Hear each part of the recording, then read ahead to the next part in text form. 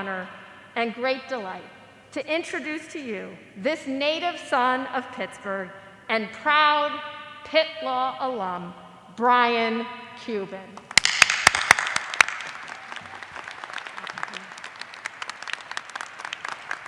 Oh, whoa, okay, there we go.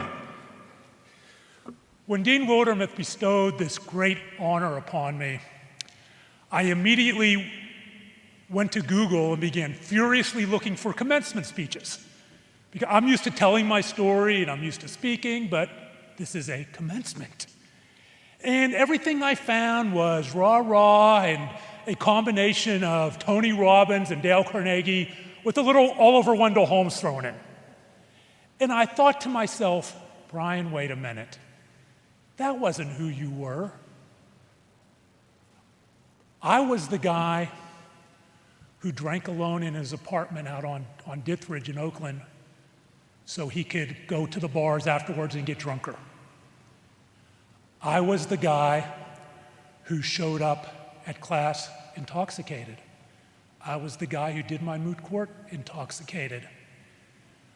I was the guy who was so ashamed of my mental health struggles during my 3 years of Pitt Law and told no one about it because I didn't think anyone would understand. And admittedly, this was a different time in the mid-'80s. Not my parents, not my brothers. I had no compassionate community in my mind who would support me. I never gave anyone the chance to support me. And because of that, I was so ashamed I didn't even bother going to my graduation. So for me, this is full circle. This is the first time I've worn these.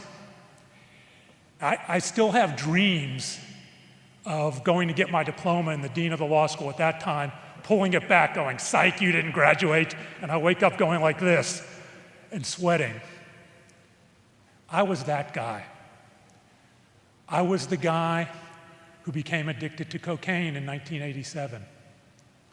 I was the guy who failed the Texas bar exam 3 times, all related to drugs and alcohol, and using those instead of studying.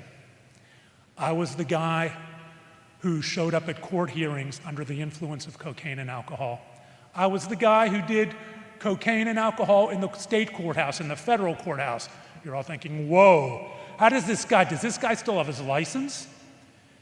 Yes, I do, and it hasn't been suspended, but it wasn't for a lack of trying. And I say that tongue-in-cheek, but you can look in the back of any bar journal, and whether it's Pennsylvania or Texas, and the great majority of suspensions, reprimands, and disciplinary actions are going to correlate with drug and alcohol use. And I was no exception, I just never got caught. I was the guy arrested for DWI and went to jail. I was the guy who took 2 trips to a psychiatric hospital, the first after a near suicide attempt in 2005. I was still the guy who told no one until it was in everyone's face that I was in crisis. I was that guy. Who am I today? That's all you're thinking. Who is this guy? I'm the guy who is now 14 years in long-term recovery from eating disorders. Yes, guys do get eating disorders. From cocaine and alcohol addiction. And I'm the guy who still struggles with major depressive episodes, but no longer suffers alone. I'm the guy who finally understands the value of community and the value of having community and the compassionate community to achieve my recovery that occurred in 2007. And that recovery only occurred when, after a drug and alcohol-induced blackout, where my one-time girlfriend and now my wife, she stood by me, came in and found me with cocaine everywhere, alcohol everywhere, my second trips to a psychiatric facility. I was that guy. And the statistics tell us that, well, the fact situations may be different. Some of us in this classroom are pieces of that guy, whether female or male. Some of us in this graduating class will struggle with depression. Some of us in our graduating class will struggle with addiction, eating disorders. And some of us haven't told a soul. And some of us are living in the shame of thinking no one can understand, thinking we are totally alone with no community to help us. But you do have community. And when you go out into wherever your path takes you, whatever you do, understand that there are people who care about you. There are people who want to help you. Even up to this point, you haven't told anyone. And I know that that happens because I get emails from law students quite often, and I'm the first person they've told of their struggle.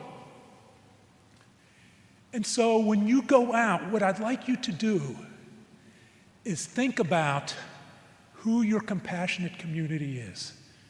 And if you don't think you have one, you do. Who are the people you can count on? Who are the people who can count on you? It's just as importantly when they're struggling. When you go out in the world and you go into law firms or hang out your solo or go into public service, it doesn't matter. Addiction and depression do not discriminate based on your chosen path in the law or not in the law, wherever it may be. Create that community. And here is one tool I want to leave you with that you can change a life when you go out into your careers. It is called the 2 Ask Rule. When you go out there and you see somebody who is struggling, you may think they are, you see something isn't right. Don't walk away thinking, I have my own things going on. I know you do, and I know we get caught up in our daily lives. Ask them how they're doing. It doesn't have to be accusatory. Say, how are you doing? How are you doing? 5 words. I hope I got the math right on that. In a few seconds. And then before that conversation breaks, let them know. Do you know if you need to talk, I'm there for you. And with that 2 Ask Rule, you have become a cog in the chain of mental health wellness, because they may say nothing at that time. They may say, I'm fine. Yeah, I'm great. Thank you for asking. But the next person who does it, or the next, they may finally say, yes, I'm struggling, and I've told no one, and I'm ready. And then it is incumbent upon us as part of that compassionate community and taking care of each other in our wonderful profession of law to be ready to help. The 2 Ask Rule, you become a cog in the chain of mental health wellness, and it may be 5 cogs down that somebody finally says they're ready to talk. They're ready to release the shame. They're ready to be vulnerable for the first time. Something our profession's not very good at, right? We're taught to take advantage of vulnerability in litigation and such, not to be ourselves, allow ourselves to be vulnerable. Use the 2 Ask Rule to be vulnerable. Allow yourself to be vulnerable. Take care of each other, because there will be struggles, whether it's yourselves, whether it's family, whether our friends. We all have the opportunity, using the one gift that we all have, the ability to empathize and utilize it to change one life. Don't be afraid to ask, how are you doing? Thank you, and congratulations to the class of 2021.